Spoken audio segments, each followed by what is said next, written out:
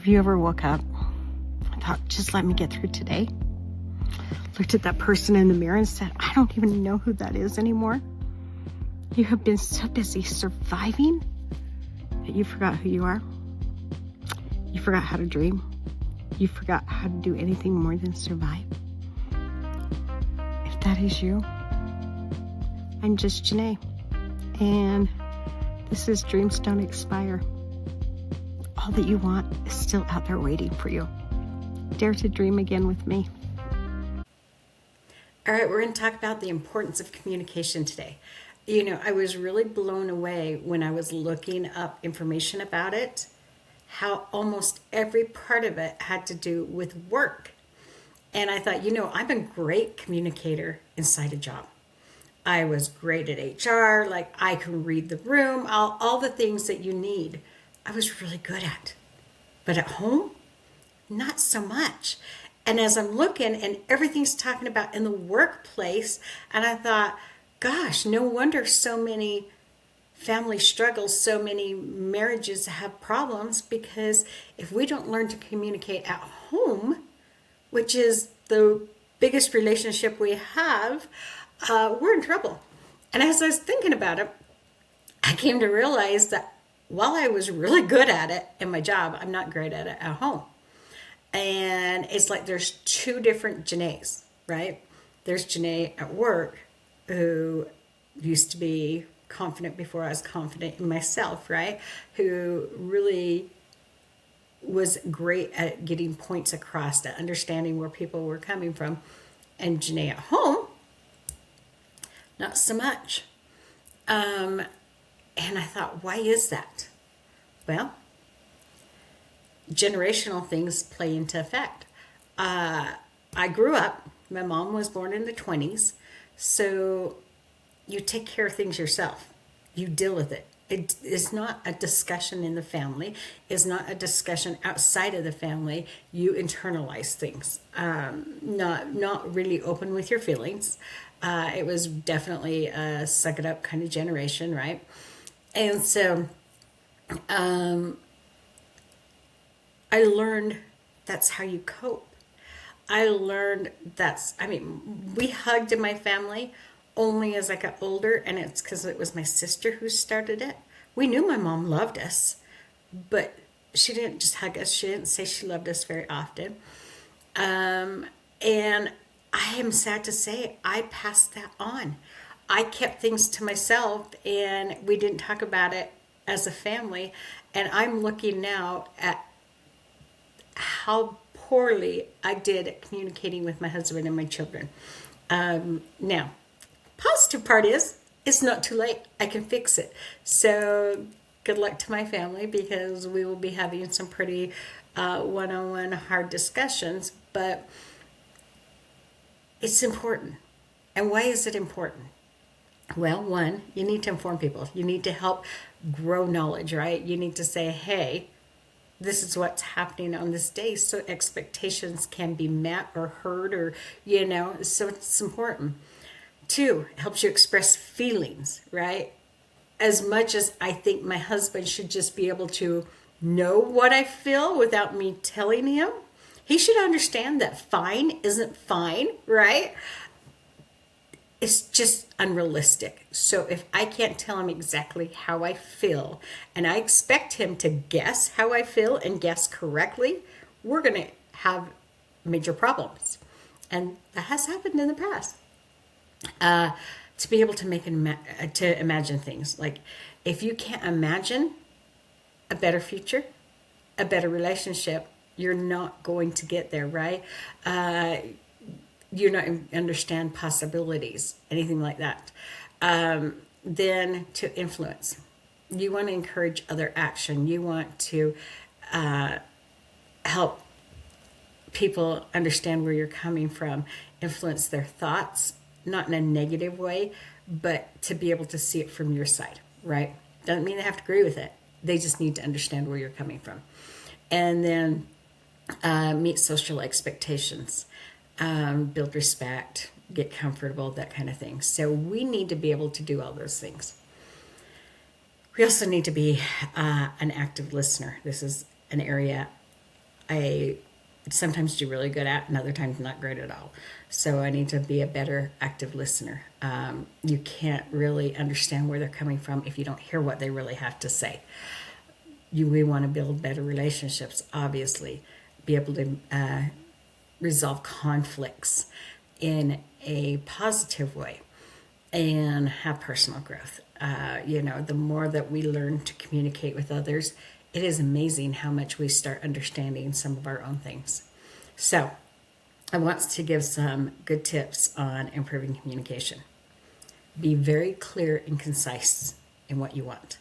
I think it was John Maxwell who once said, if you are not blunt in what you need from an employee, they are going to fail and it is your fault.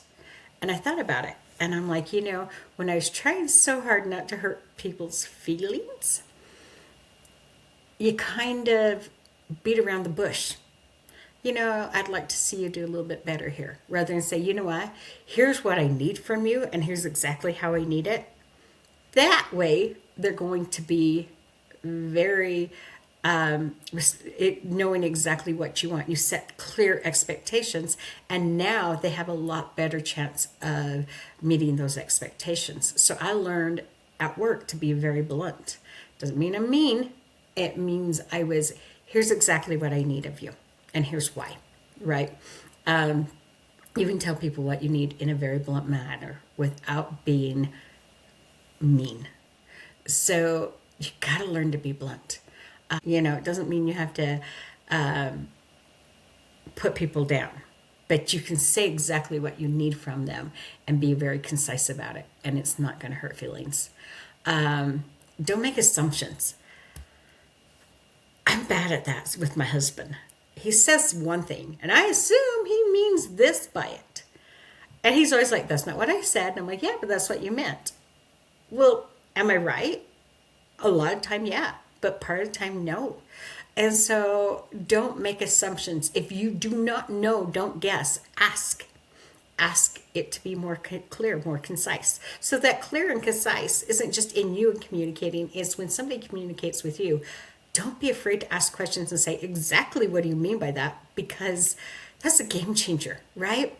If you give me instructions and I'm guessing what you meant by it, I'm not going to give you exactly what you want. But if I say, okay, so let me understand, this is what you were meaning, or this is exactly what you want, I find repeating what somebody told me back to them actually helps.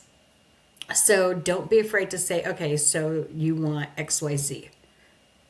They're going to respect you more, and they're going to know that you are walking into whatever you're going to do in a way that they know you're going to be successful, right? So don't be afraid to ask. Listen with your full attention and give empathy. That empathy sometimes is really hard because you don't always understand where they're coming from. Especially when I was in HR and you're hearing people and you know that what they're saying is not accurate or true. And you're having to be empathetic about it. It's hard. You got to be able to, no matter the situation, find your empathy. It is going to help with so much better communication. They're not going to feel attacked, so they're going to be more open with you. So listen with empathy. Think before you speak. This is hard, especially when it's an emotional thing. You want to just say it. At home, that's really hard. I speak with my emotions a lot at home. Where at work, I would take my emotions out of it because ultimately it didn't totally affect me. Where at home, it affects my entire life. So I can get caught up in the emotions. And this is why I'm not a great communicator at home. When I've been taught to do everything myself. And then I bring in the emotions. So yeah, I know when my son was hurt, I did not want my family worrying about how I felt or worrying about me, period. So my mom, was in another state, wasn't going to be able to come down. So I sure didn't want her worrying about where I was mentally. So I'm great. Got it. Don't worry about it. My son Brody was in another state going to college. He had his own issues with dealing with not being home. So I'm not going to add what I'm going through so that he worries. And then my youngest, Tyler, was at home but still in high school. So again, not going to add to that. And my husband had enough on his plate. So I kept what I was feeling inside. Here's the problem with that, which taught my kids and my husband to keep what they were feeling inside, and nobody dealt with it. We need to be better at communicating. And like I said, with my family, I'm not great. So also, like I said, think before you speak. Learn the basics, and this one's huge, of nonverbal communication, okay? What does that mean? Watch body language, watch facial expressions, listen to the tone. If I'm talking to you, now this is what I do when I'm really pissed, and this is how you know I'm really pissed. I don't want to yell, and I'm trying to control my emotions. So what I do is I say, and you will never. Now, you hear that really controlled, one word at a time. If you can read nonverbal at all, that my tone is not good, right? So you listen to the tone of the voice. You pick up the energy off the person, right? That's the thing that, like, I walk into the room, first thing I do is I feel the energy. And I can immediately go, okay, over here, this is where there's going to be trouble, or you know what? And I can literally do this so much better with people I work with than with my family. But I would talk to somebody and then go, okay, what's really going on?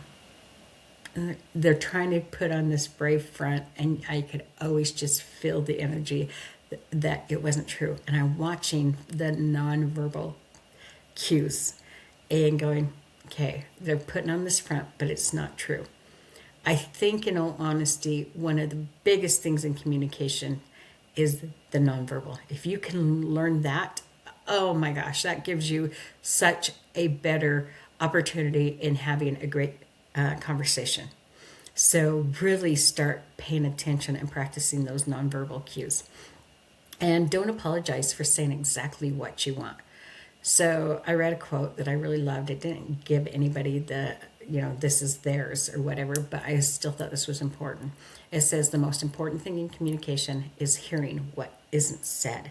And that to me is one of those nonverbal communications, hearing what isn't said. You know what? I think texts are a way for great miscommunication, because in a text, you don't see the nonverbal, right? You don't hear the tone of voice. You don't see the body language. You don't see the facial expressions. You don't feel the energy. And so I may be joking, but on a text, you can't tell it. And I think that's why I use so many emojis, is I'm like, ha ha ha, laughing, so you know it's a joke. I think the more we do that kind of communication, the more concise we need to be with our communication, because there's a lot more room for misunderstanding. So my poor family's getting ready to have me become a better communicator with them. We're going to have some hard conversations. It's not necessarily that I've hid a lot of my life, it's that I've not talked about a lot of my life. And there's actually a couple of big things that I've never talked about that I think probably going to. Because if I can't let them know me 100%, how can I expect them to come to me or be willing to communicate with me when they always feel like I've held back? Communication is such a key. It's not just in the workplace that we need to be good at it. It's in the place that matters the most in our life, and that's our personal relationships. I would say definitely make this a priority, because it's going to make everything else you do so much easier if you have good communication skills. So get out there, get talking. Hey, thank you for having watched that episode of Dreams Don't Expire. I'm just Janae, reminding you, this is your time to rise. Your time to believe in who you are. to become who you are meant to be. So get up, go after those dreams, because guess what? You deserve them.